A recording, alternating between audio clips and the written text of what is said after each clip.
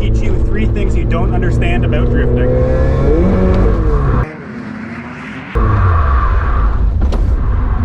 Now, if you're like me, you grew up drifting around in snowy parking lots. It's probably where I fell in love with drifting. There's just something about drifting that makes you always want more of it. You always want to do a little bit better each time.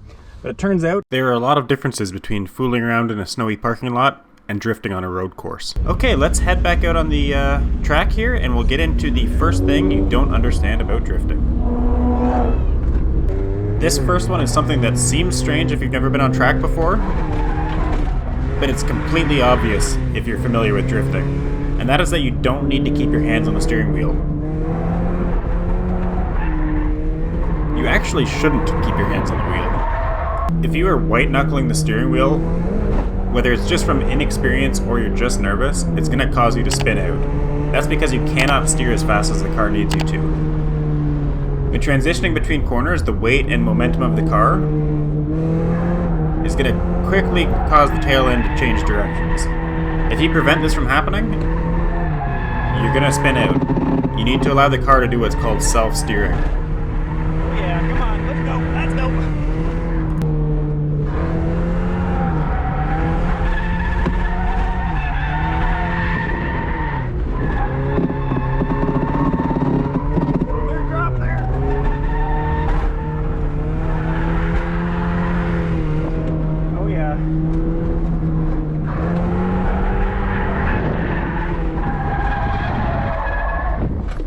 Too much. Now my second point, and this is where I might lose a few people, is that I don't think you need an angle kit.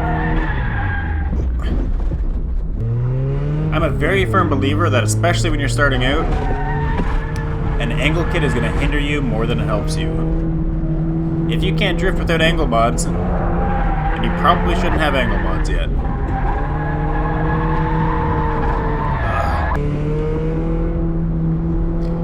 No amount of steering angle is going to make up for a lack of seat time. Learn your car, learn its limits, spend some time on the skid pad getting comfortable with spinning out. There actually seems to be a lot of overlap between BMX and drifting, so let me explain this in skate park terms. It's like learning how to manual on a BMX. You don't need any of those gimmicky balance trainers or anything like that. Just get comfortable with falling off the back of your bike. And then just keep on practicing. Once you do finally get comfortable with the limits of your car, how to time your transitions, all of those fundamentals, then you'll be able to take full advantage of the extra angle instead of using it as a crutch to learn. My third point, and much like the last one, this one is a bit of a peeve of mine, is that you don't need a lot of power to drift. I hear people say it all the time. Oh, it's fun, but I just need more power. My car doesn't make enough power to drift. It does. You just need to go faster. This car is a great example. It sucks at drifting. It makes like 120 horsepower. If I come up to a corner and just try to romp on it, all that's going to happen is that my feelings are going to get hurt. But if I come into a corner way faster than I'm comfortable with, commit to a little weight transfer, it'll drift no problem.